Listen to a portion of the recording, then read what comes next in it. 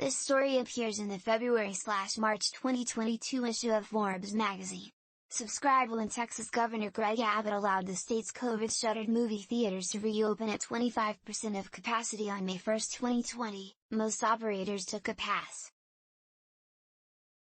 Never mind the possibility of hosting a super spreader. With no new releases and few patrons, the economics just didn't make sense. Mitch Roberts disagreed. Only 25 years old, he had built Austin-based Evo Entertainment up to 6 sites in Texas with 57 screens, 38 bowling alleys, full meal service, 200 arcade games, and a hefty $42 million in debt. When his operations had to close 6 weeks earlier, he says, "My initial reaction was fear. My immediate second reaction was, let's get ready for reopening." Roberts began showing cult classics like Grease and The Goonies to sparse indoor crowds and rented out idle auditoriums to gamers who wanted to play Fortnite on a 65-foot screen. He improvised new revenue streams, painting the exterior of 2 multiplexes white to serve as drive-in screens, turning 9 acres of cow pasture into paintball courses, and packaging gallon jugs of margaritas and at-home movie night snack kits for pickup and delivery. While many competitors remained shut, he generated buzz with a summer drive-in film festival and a faux pumpkin patch offering horror flicks and Halloween and milkshakes, both spiked and alcohol-free. Others took the batten down the hatches approach, he says. "We took the remind people there's a place for you here approach."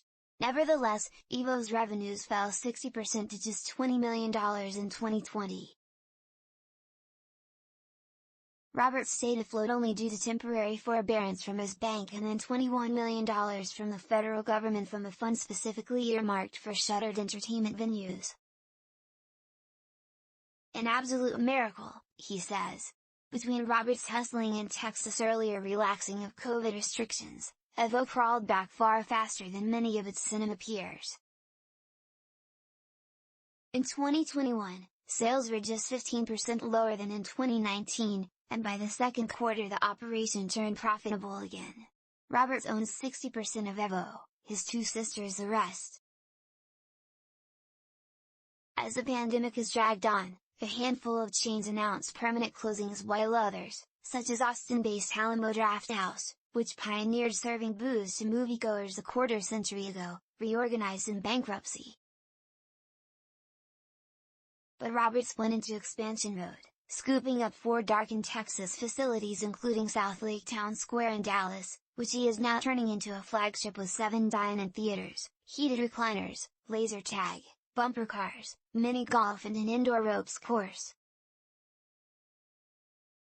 To bankroll $30 million in renovations on those 4 properties and fund further expansion without adding to his $40 million in bank debt, Roberts has enlisted Brian Sheffield, a 43-year-old centimillionaire.